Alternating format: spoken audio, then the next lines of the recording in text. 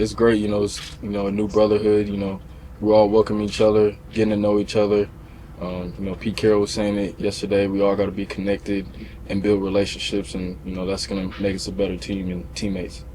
What's good, Raider Nation? Welcome back to Vegas Nation First and 10, your weekly go-to for Raider news and analysis. I'm Vinny Bonsignore. I cover the Raiders for Vegas Nation and the Las Vegas Review-Journal. To my right is the esteemed and good friend of mine, Adam Hill. He also covers the Raiders and many other things for the Las Vegas Review-Journal and Vegas Nation. And we are fresh off of just getting off the football field here in Henderson, Nevada, just a little ways from Las Vegas. It's considered Las Vegas too, right? I mean, no, this is Henderson. This is Henderson. Yeah, the city of Henderson. It's actually West Henderson, yes. So just a stone's throw away is the 15 freeway to get back to California if you want to get to California, which really was, about 40 minutes, maybe 35 minutes? Yeah, less. Depending on how fast you drive. 27 minutes. 27 minutes to California from where we are sitting basically right about now. But why are we in Henderson at the Raiders practice facility?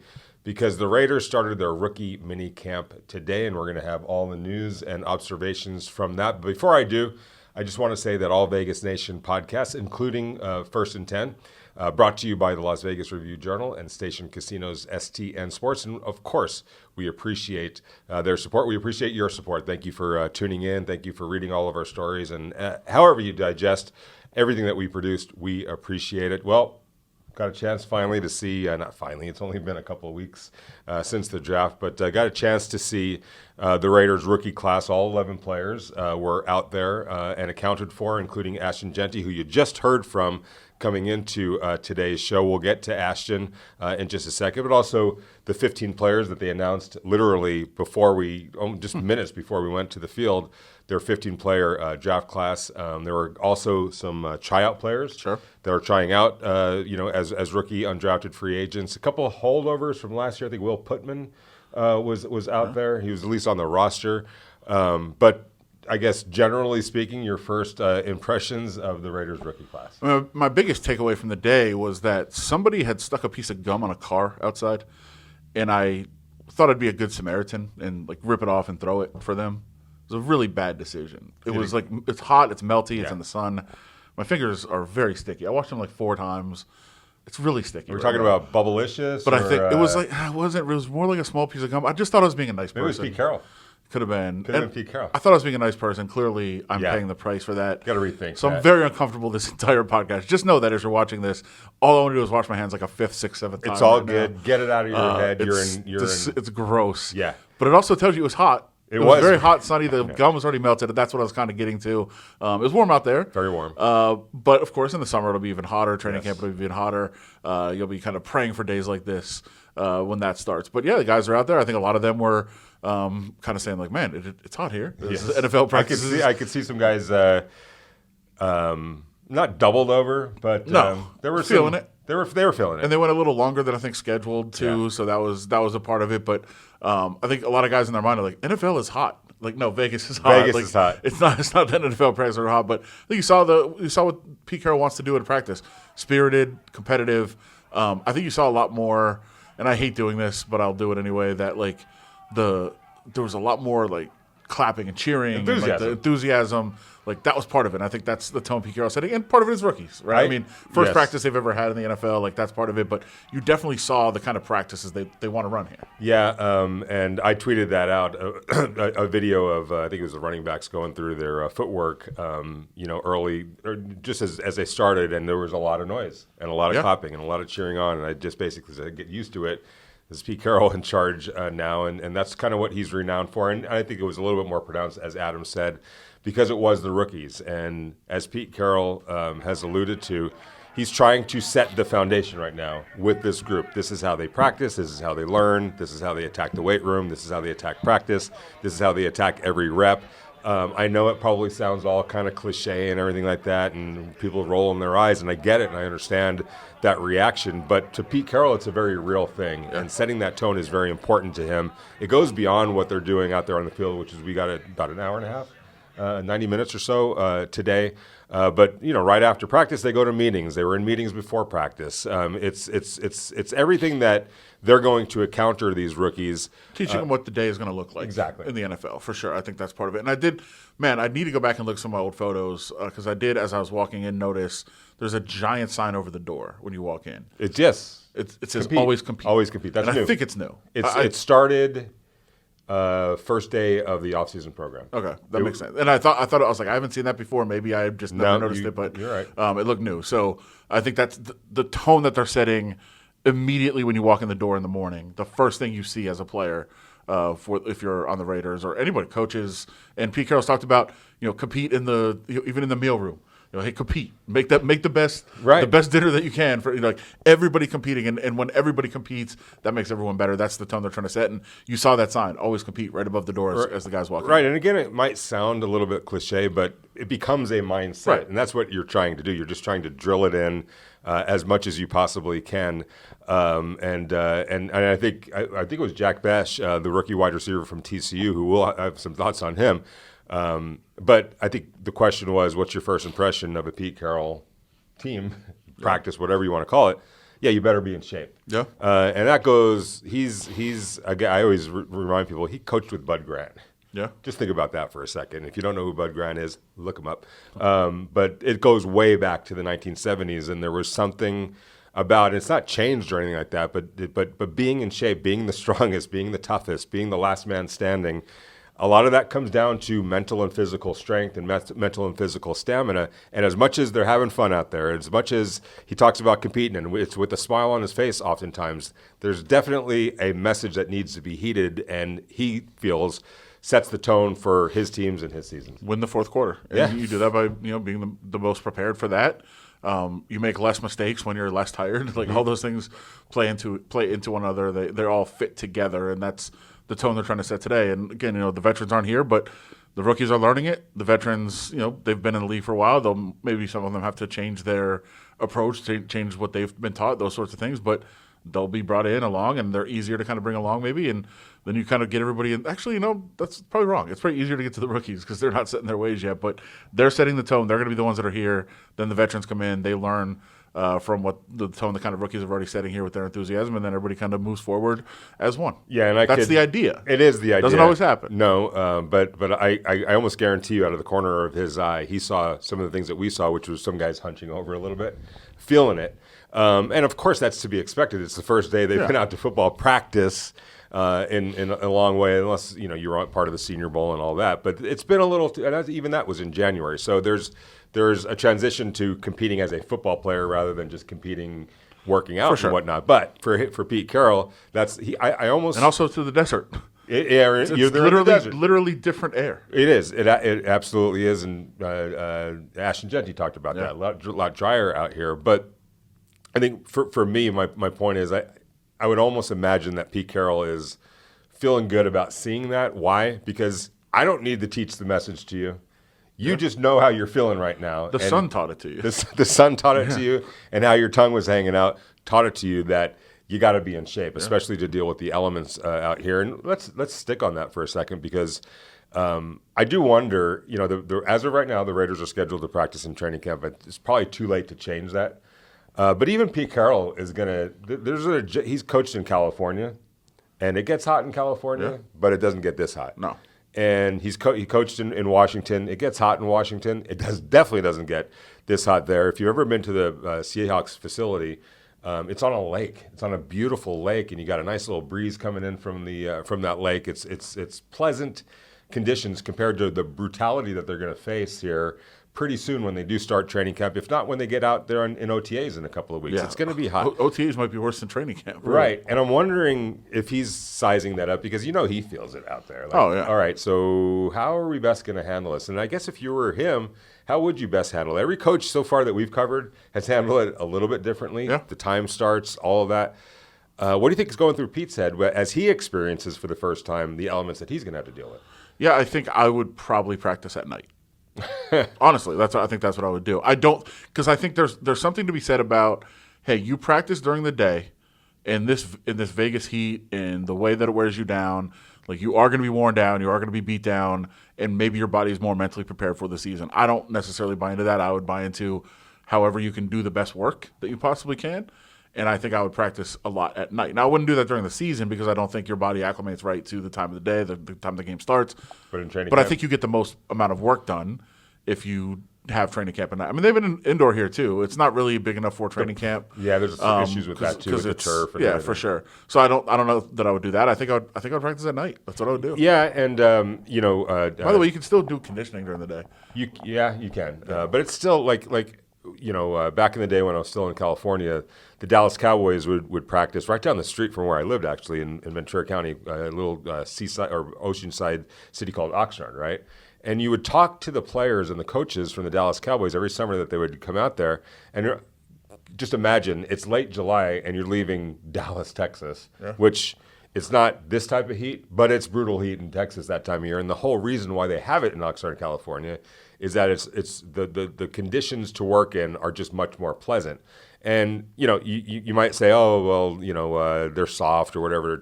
But here's the thing: their thinking is, and I totally agree with them, it's easier to focus on the task at hand, the work at hand, when you're not also dealing with this terrible heat that's bearing down on you. And that's what I'm saying. And look, I would say if the Raiders played home games outdoors, I would probably practice during the day in the summer and be so much better prepared for that condition than their opponents. Like, hey, we're going to be the best team in the league when it's 110 degrees, and when teams come in here, they're going to be worn down by the temperature, and we're not. Well, that's not the case. They're playing Allegiant, 72 degrees all the time. Like, there's no reason to put yourself through that to gain that home field edge. Now, again, toughness, all those things, whatever, if you want to make that argument. But I think you have the best. Smart. You have the best practice you possibly can by controlling it's not going to be 38 degrees at night, or it's not going to be 72 degrees at night still either. very hot. It's going to be 100 degrees. Yeah. It's just not going to be overwhelming sun and all that stuff. We see it. They have for those that don't know, there's a freezer Literally. out on the field where It's a cooler. About 60 guys can be in at a time. It's like 28 degrees in there? Or no, I something? think it's way less than that. And it's 14, it's 16? essentially a freezer. Yeah. And guys go in there and they cool off during practice, and it's necessary. You have You've to. never seen smiles as big as you've seen when a big old offensive lineman or defensive lineman goes just sitting there. Oh, yeah. It's glorious. We're over there. Even us as writers, which I'm hearing that there's a no sitting down rule. Have you heard that? For the players? For the reporters? Really? Yeah. Okay. So somebody pulled me aside and said, hey, because I had to write something real quick. I saw everybody else standing up.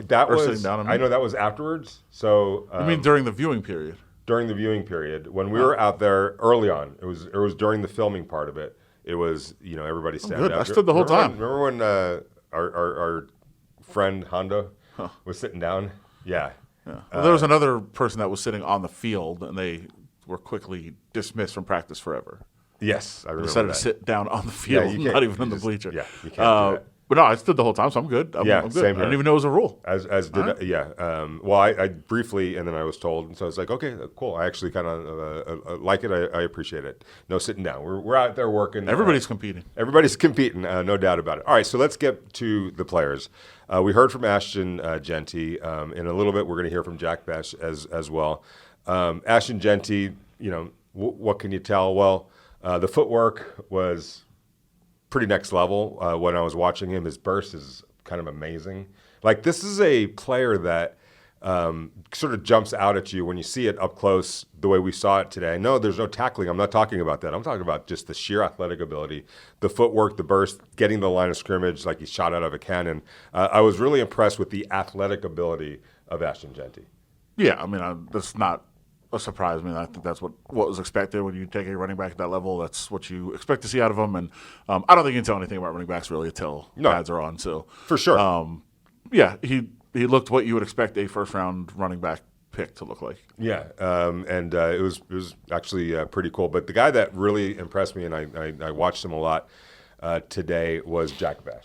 And, it's funny because when you look at him from behind, he wears number 18, so one digit less than Brock Bowers. But from behind, with kind of longer arms, a big-bodied wide receiver, I think he's every bit the physical specimen that he's advertised as. But I saw him do a lot of different things today. He lined up all over the place, outside, inside. They threw him on some slanters. They ran him long. I felt like the footwork getting off the line of scrimmage was good. The hands were as advertised.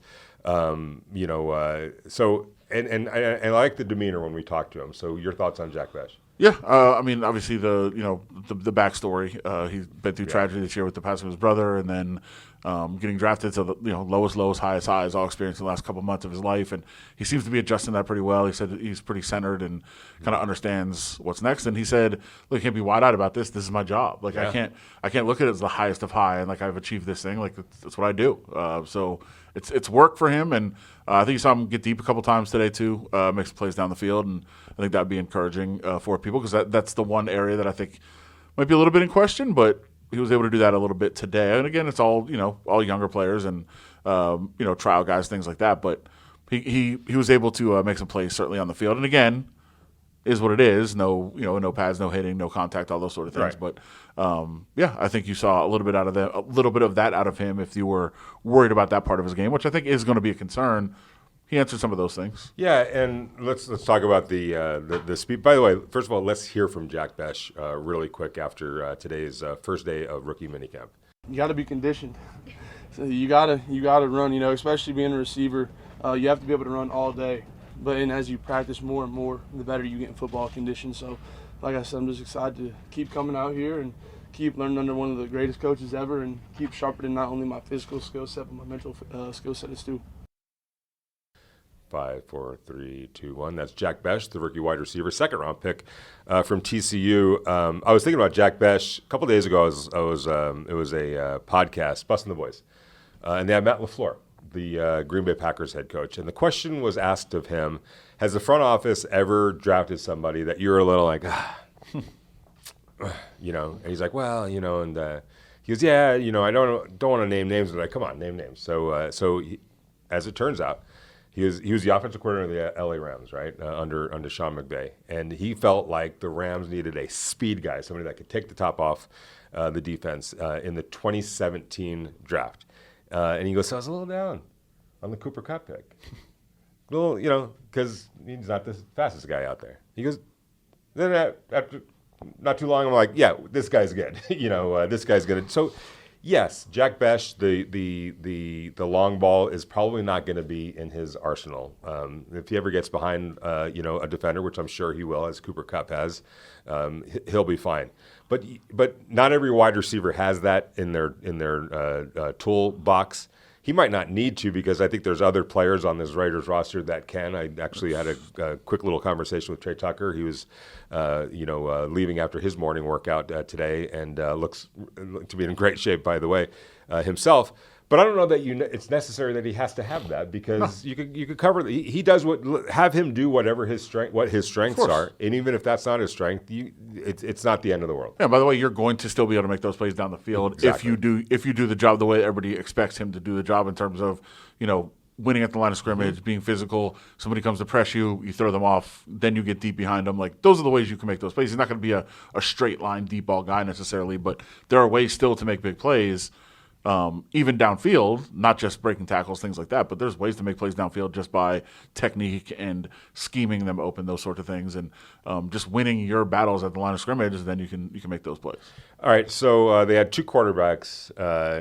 They have two quarterbacks right now. Cam Miller, the seventh-round draft pick from North Dakota State, and Haj Malik Williams. Malik Williams, who's on a tryout base, the UNLV quarterback. Has not signed as an undrafted free agent. That's been reported, but erroneously. He's here on a tryout basis. Right. If the Raiders like what they see, then they will sign him with an invite to training camp or stick around for OTAs and whatnot. I don't know where that's headed, but got a chance to watch Cam Miller. He's a rookie. There's not much to take from. I thought strong enough arm, probably not it's not a gun by any stretch of the imagination. Played reasonably well, but I bring him up because the question now becomes: you've got, obviously, Geno Smith is the undisputed starter.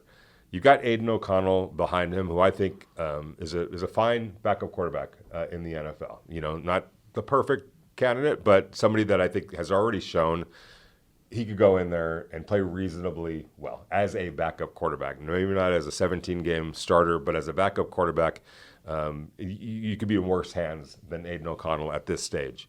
Then you got Cam Miller, and then you also have Carter Bradley, who was here mostly on the practice squad last year. When you think about Cam Miller and that backup quarterback role, it's only one practice, we get that. What do you think the future holds for Cam Miller versus and in conjunction with an Aiden O'Connell? Is there enough room for both of them on this roster?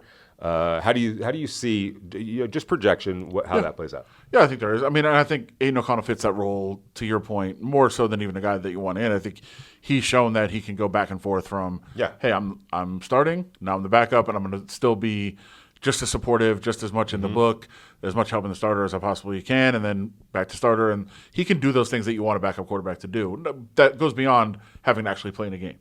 Accepting your role, being supportive, all those sorts of things. Having been in that role. He's done that. Yeah. Even in college he did right. And he's gone, and then he's played and been the starter and then gone back to that. Like, he's shown that he can do that, and that's kind of what you want out of backup, so that's fine. I think if you have a 34-year-old quarterback, you probably want your backup to be like the quarterback of the future guy. Well, yeah. But eventually. I understand, like, with the situation they're in now, they weren't able to do that for a lot of reasons. Well, get into it. No, I said on the pod, like, I believe there are certain things that are luxury picks. I don't think they could pick a backup quarterback because they took a running back in the first round. That's why I think they couldn't take a future prospect quarterback earlier because they already made one luxury pick. I just think that they didn't like the quarterback. And that's fine too. I think it was more. It was more that at that point. That's possible, but I just don't think you could have, even if you liked the guy, you couldn't have done it because you already had one luxury pick in the draft. So if you don't like somebody, pick. Not a luxury no, pick. by definition, it's a luxury. A running back in the first round is definitely a luxury pick. That doesn't mean it doesn't work out. Doesn't mean it can't work. I mean, that's a luxury pick.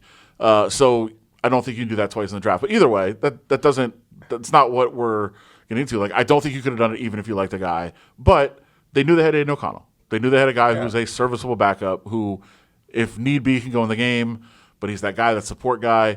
And if Cam works out, he works out, but you have time to evaluate him. He can be here in the building. He can be either on the roster. I think more probably potentially trying to put him on the practice squad and just see how he works out. And if he is the guy, then you have your quarterback in the future. And if he's not, then pick one again next year, and you can address the position then, or find somebody that's young. They will pick somebody next year. Yeah, I mean, I would do it every year. Yeah. So I mean, that's what they should be doing. You should be always trying to find that next guy. Every team should be doing that. And so, I mean, what's the harm of what's the harm of drafting a quarterback that works out if you already have a starter? Then you could trade one of them. Yeah, like, it's great. Like, you should always do that. They're so valuable. You should always have that next guy available. You should always try to take as many chances as you can on quarterback. So yeah, I think that they wait for next year to do that. But they're fine at the quarterback position right now. Yeah, I think they're for sure they're okay with where they are. Yeah, especially for this year and maybe next year. They'll address the quarterback position at some point in a long range way, and who knows? Maybe Cam Miller turns out to be that guy. You just never know. Real quick, we're going to go to our own Heidi Fang along with Station Casinos. Chuck Esposito, he's the race and sportsbook director at Station Casinos. They're going to talk about Raiders' playoff chances, and also a little birdie told me that the Raiders and NFL's one-loss total projections are up right now over at Station Casinos STN Sports app. Go check out that if you get a chance. But here's Chuck and Heidi talking about Raiders and maybe their playoff chances.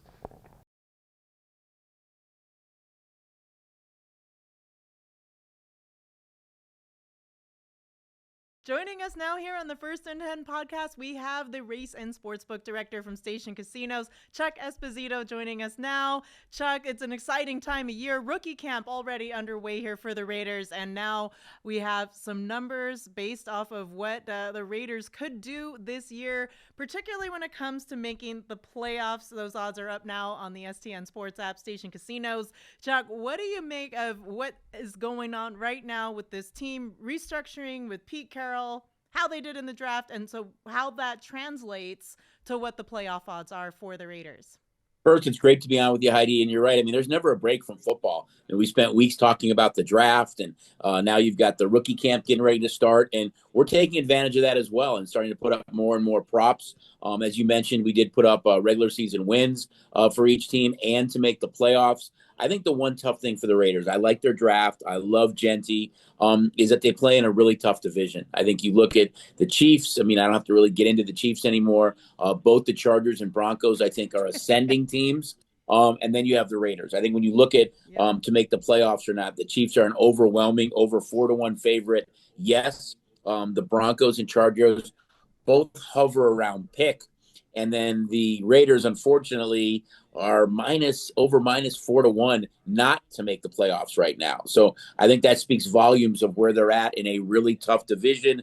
And the same thing holds true with win totals, where you look at how the Broncos win total at 9, the Chargers at 9.5, the Chiefs at 11.5, and the Raiders currently sit at 6.5. How much of that do you feel that has to do with this, maybe the offense, looking at the wide receiver position, wondering if they have enough with Jack Bech, whom they drafted, Jacoby Myers. They have Brock Bowers as a weapon now, Ashton, Jeanty. But do you feel like that's enough to give them that point total that they were missing last year? And I suppose you could say on average in games that could put them over in the win-loss column. Well, you look at a lot of the offensive stats from last year, especially the running stats, they were miserable. They were ranked toward the bottom. I think it's more a product of the teams in their division. Again, it's the Chiefs, so we know with Patrick Mahomes and Andy Reid, and they're going to get Rice back healthy. They're just a really good team. And then you look at, again, the Chargers and Broncos, who are both ascending. I think it's a really tough division. I think it's a daunting task right now for the Raiders, and I think that's why you see their odds heavily juiced toward the under to make the playoffs, and a win total that's 2.5 wins behind the Broncos, who sit at 9. Well, I'm going to talk about some of the other, playoff odds. What are a couple of the other teams that are just at the top? I know we mentioned the Chiefs, but other than the AFC West, what are fans looking at if they wanted to get on some early action, some future bets of other teams that might even have some value to them to make the playoffs, if not the other top contenders? Well, all the teams are up in these categories. I think the one is maybe you look at the NFC West. The Niners, lost a lot of players in the offseason. They moved on, including Deebo Samuel, getting that contract worked out with their quarterback right now. I think that division is wide open. I think you look at those teams, although the Niner win total is the highest at 10, I think you can make a serious case for the Rams, the Seahawks, or the Cardinals to maybe make that jump, especially the Rams or Cardinals to bump up there. I think the NFC North, too. You look at the Lions, who lost both their coordinators, the Packers, who didn't address some of their needs in the offseason. And then you look at the Vikings, who in essence have a rookie quarterback in J.J. McCarthy. The Bears made a lot of moves there. I think they're a team that's up and coming, too. So maybe you look for some value there. But I really think the NFC West is wide open. And I think there's a lot of value with the Cardinals and or Rams to make the playoffs. All right, Chuck. Is there anything else right now that I missed maybe that you wanted to discuss that could be on the board at some of the different casinos around town or on the app that you think might interest some of the football fans out there? We're adding stuff almost daily, Heidi. So I'll be inundating your email mailbox with a lot of new stuff. But we're going to be putting a lot more stuff up, some individual player props, for receiving and rushing and quarterback, and a lot more of that stuff in the coming weeks. So for us, football is king as well. Teams go to camp. It's exciting. We have the Hall of Fame game up right now. So we'll be looking to put, once the schedule comes out, that's the other thing. Schedule comes out in less than a week. Look for all the Raider games to go up that day and some other key games as well. Well, there's something to look forward to for next week in our discussion is breaking down some of those odds on the Raiders games as the schedule does come out, released by the NFL May 14th. You'll want to catch all of that here on VegasNation.com. And of course, if you download that STN Sports app, you can get the numbers there upon the day of the release. That's really exciting news, Chuck. And I thank you so much again for the time today and joining us on the show. You're welcome, Heidi. Yeah, it should be a lot of fun. If you remember last year, Raiders were only the favorite in one game. We'll see what they are this year. Right, and I think they were even money on another. So that's correct. It was Denver. Yeah, I think it was Denver and the Panthers. Right? Panthers, that was the other one, and that did not go as planned. So for Raider fans, maybe not for sportsbooks, but for Raider fans. Anyway, I want to thank you again for the time and look forward to breaking down that schedule release next week. Sounds great. Thanks, Heidi. Our thanks again to Heidi Fang and also Chuck Esposito from Station Casinos STN Sports. Let's get into it a little bit, what they were talking about. Okay. So Raiders obviously a massive favorite to miss the playoffs, not unexpected. I think that goes without saying. I don't think the expectations right now for most people should be playoffs for this team. But a very low season win total, as we talked about. It has been adjusted upward, though, based on a lot of moves that they have. So was 5.5, tied for the lowest in the league. So basically the Raiders are the worst team in the league. Not anymore. Now 6.5. They're ahead of a couple of teams. I talked about this last week, and I had an agenda to talk about this, and that's because so many people say I'm so negative all the time. Oh, come on. I said this on a couple other places. I think I said it on our podcast last week. I believe the Raiders over is a very good bet.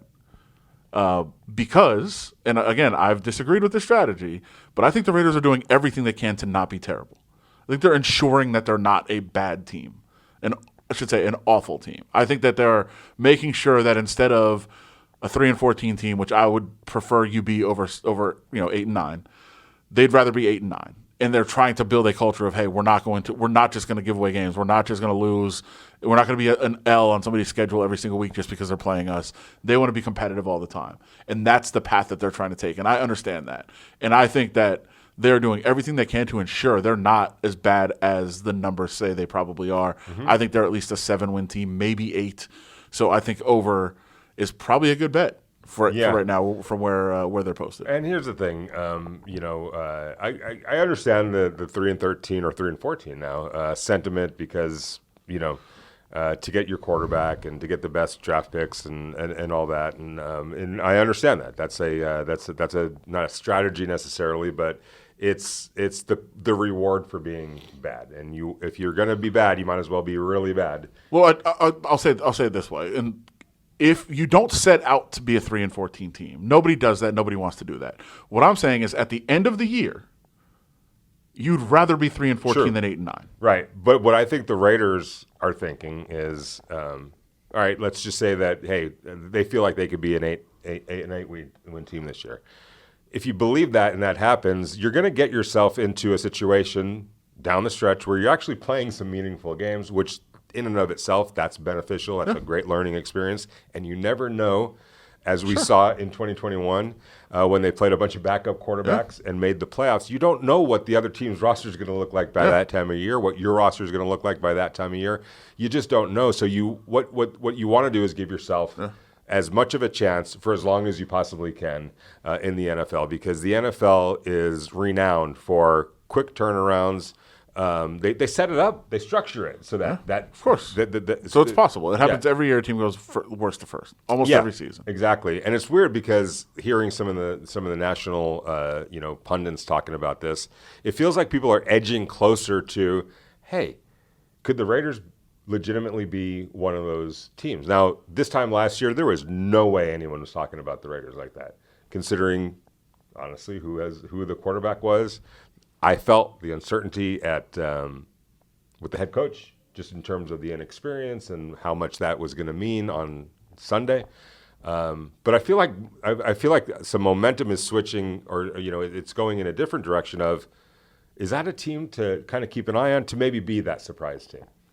Yeah, I think their problem is the division more than anything else, where you would expect the Broncos are going to be significantly better, and they were already a playoff team last year. The Chargers, you think, might be a little bit better. They were a playoff team last year.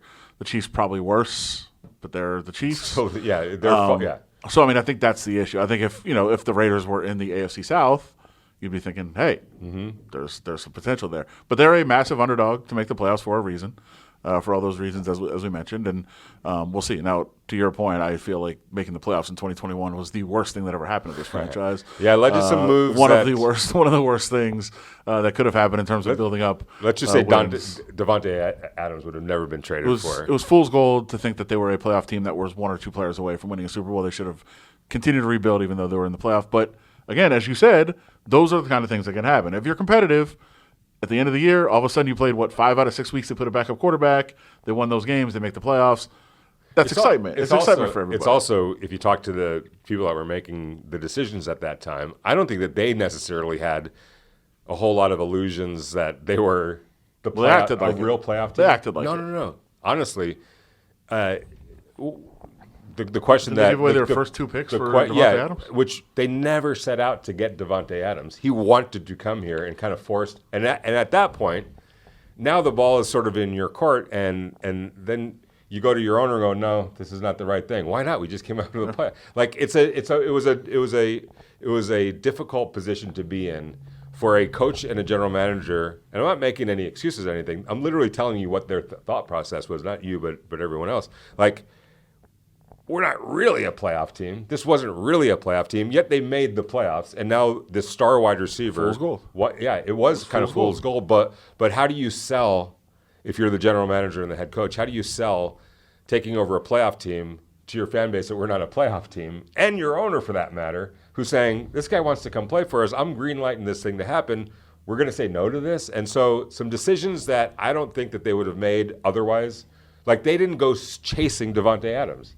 Davante Adams sort of fell, that opportunity fell into their lap, and it was hard to say no to for the reasons that you just, fool's gold or whatever. They made the darn playoffs and were a play away from maybe tying that game against the Cincinnati Bengals. So it was just one of the, like, normally when you take over Who a then team, went on to the Super Bowl. yeah, normally when you take over a team, there's reasons why you're taking over the team. It was really bad. This was a weird situation where that, even though they weren't that good, they weren't that bad. In fact, they were coming off a playoff appearance, so it forced some changes. But you're right. Had they not played the opponents that they played over the last 4 games of the season, they would have never been in that position. And maybe Davante Adams was like, I don't want to go there. Yeah. How things might have changed. So making the playoffs was the worst thing that happened. it actually, The worst things have happened. It absolutely was. It was a disaster. Right, exactly. So anyway, first day of rookie minicamp is in the books. Next for us will be OTAs start. So OTA availability starts, I think it's the week of May 19th-ish, right around there. So in about a week or so, a little over a week, we'll be doing some reports from when the veterans start coming into the picture, and then that'll be a weekly thing for about the next 4 weeks or so, and then a little bit of a break and training camp. We'll be starting to talk about training camp. But day one for the rookies is now in the books. Something to build on. Obviously, you can't take too much away from this. That's ridiculous. But it was kind of cool to see everybody out there today. Yeah, we're going to be just back on the field. Yeah. Touching grass. As Hot as it was. Sure. And getting hotter. So that's it from Rookie Minicamp here on Vegas Nation First and 10. Thank you so much for tuning in. Thanks for all of the support that you show us. We really, truly appreciate it. The numbers are showing that. It's great. You're why we do this, and thank you for being part of our journey. I want to say thanks to the Las Vegas Review-Journal. I want to say thanks to Station Casinos, STN Sports. I want to say thanks to Heidi Fang for keying us up and making us sound good. We really appreciate it. Until next week, enjoy the weekend. Don't forget Mother's Day, and we'll check back with you next week.